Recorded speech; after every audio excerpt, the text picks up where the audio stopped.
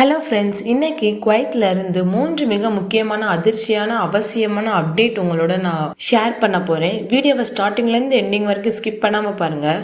ஒரு குவைத்தி மற்றும் வெளிநாட்டு தொழிலாளி இடையே சண்டை நடந்திருக்கு. அதனால் நடந்த மிகப்பெரிய சம்பவம் பற்றி பார்க்கலாம். குவைத் முழுவதும் நடந்த போலீஸ் சோதனையில் 37 பேர் கைது பண்ணியிருக்காங்க. நெக்ஸ்ட் PACI + சாகில் ஆப்பில் புதிய சர்வீஸ் கொண்டு வந்திருக்காங்க. உங்கள் ரெசிடென்சி ரெனியூவல் ஸ்டேட்டஸ் இப்போ நோட்டிஃபிகேஷனாக வரும். இது எல்லாத்தையுமே நம்ம வீடியோவில் பார்க்கலாம். ஃபர்ஸ்ட் அப்டேட் என்னன்னா, குவைத்தி மற்றும் வெளிநாட்டவர் சண்டை பற்றி பார்க்கலாம். குவைத்தில் ஒரு குவைத்தி குடிமகன் மற்றும் ஒரு வெளிநாட்டு தொழிலாளி 2 பேருமே நல்ல ஃப்ரெண்ட்ஸாக இருந்திருக்காங்க. ஒரு கட்டத்தில் இருவருக்கும் இடையே வாக்குவாதம் ஏற்பட்டிருக்கு. இந்த வாக்குவாதம் மெதுவா கை கலப்பா மாறிடுச்சு. அப்ப அந்த குவைத்தி நபர் வெளிநாட்டவரை தாக்கியதாக தகவல் வருது. இந்த தாக்குதலால அந்த வெளிநாட்டவரோட மனநிலை ரொம்பவே பாதிக்கப்பட்டிருக்கு. இதனால அவர் மிகுந்த மன அழுத்தத்துக்கு சென்று தற்கொலைக்கு முயற்சி பண்ணியிருக்காரு. உடனடியா மக்கள்கள் பார்த்து அவங்கள காப்பாத்திருக்காங்க. ஆம்புலன்ஸ் வந்ததும் அவரை மருத்துவமனைக்கு கொண்டு போயிட்டாங்க. அவரை காப்பாற்றப்பட்டதுக்கு பிறகு போலீஸ் அவரை காவல்ல எடுத்தாங்க.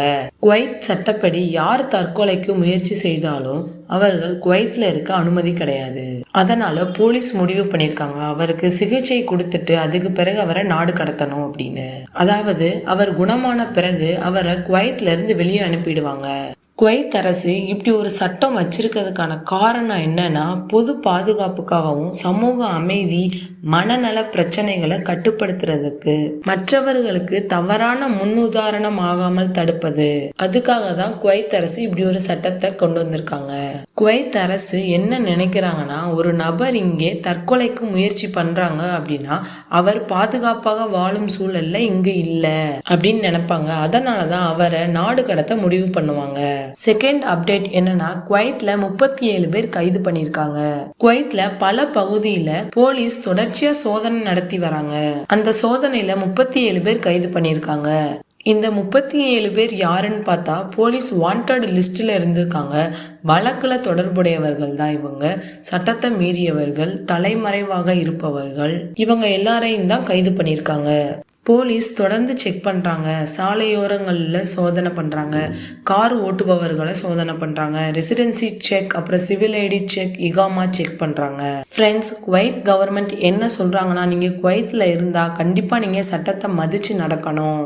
குறிப்பா ஓவர் ஸ்பீட்ல டிரைவ் பண்ணக்கூடாது, ட்ரங்க் பண்ணிட்டு டிரைவ் பண்ணக்கூடாது, இல்லீகல் ஒர்க்ல இன்வால்வ் ஆகக்கூடாது, ரன்னவே இருக்கக்கூடாது, ஓவர் ஸ்டே இருக்கக்கூடாது. அப்படி ஏதாச்சும் இருந்துச்சுன்னா அவங்கள கைது பண்ணி உடனே நாடு கடத்திடுவாங்க. தேர்ட் அப்டேட் என்னன்னா, PACI அண்ட் சாகில் ஆப்ல புதிய சேவை கொண்டு வந்திருக்காங்க.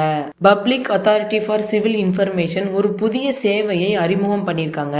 ஃப்ரெண்ட்ஸ், இனிமே நீங்க உங்க ரெசிடென்சி ரெனியூவல் ஸ்டேட்டஸ் நேரடியா சாகில் ஆப் நோட்டிபிகேஷன் மூலமா நீங்க தெரிஞ்சுக்கலாம். அதாவது உங்களுடைய இகாமா ரெனியூ ஆயிருக்கா இல்லையா, பெண்டிங்கா உள்ளதா இல்லையா, ஏதாவது பிரச்சனை இருக்குதா அப்படின்றத எல்லாத்தையுமே நீங்க சாகில் ஆப் நோட்டிபிகேஷன் மூலமா தெரிஞ்சுக்கலாம். அதை எப்படி தெரிஞ்சுக்கலாம்னா, உங்களுடைய ரெசிடென்சி அப்ரூவ்டு அப்படின்னா கிரீன் மெசேஜ் வரும். பெண்டிங்ல இருந்துச்சுன்னா எல்லோ மெசேஜ் வரும். உங்களுடைய ரெசிடென்சி ரெனியூவல் ரிஜெக்ட் ஆயிருச்சு அப்படின்னா ரெட் மெசேஜ் வரும். அதையும் நீங்க சாகில் ஆப் மூலமாவே தெரிஞ்சுக்கலாம். அதுக்கப்புறம் நீங்க ரிமோட் சர்வீஸ் பயன்படுத்தலாம். இல்லைன்னா நீங்க நேரடியா PACI ஆஃபீஸுக்கு போய் நீங்க அதுக்கான ப்ராசஸை கண்டினியூ பண்ணிக்கலாம். ஃப்ரெண்ட்ஸ், இன்னைக்கு நம்ம வீடியோவில் ஷார்ட் அண்ட் ஸ்வீட்டாக என்னெல்லாம் பார்த்துருக்கோன்னா, குவைத்தி மற்றும் வெளிநாட்டவர் சண்டை தற்கொலை முயற்சி பற்றி பார்த்துருக்கோம். குவைத்தில் 37 பேர் கைது பண்ணியிருக்கதை பற்றி பார்த்துருக்கோம். சாகில் ஆப்பில் ரெசிடென்சி நோட்டிஃபிகேஷன் பற்றி பார்த்துருக்கோம். இந்த வீடியோ உங்களுக்கு ரொம்ப யூஸ்ஃபுல்லாக இருக்கும்னு நினைக்கிறேன். மறக்காமல் நம்ம சேனலை சப்ஸ்கிரைப் பண்ணிக்கோங்க. தேங்க்யூ.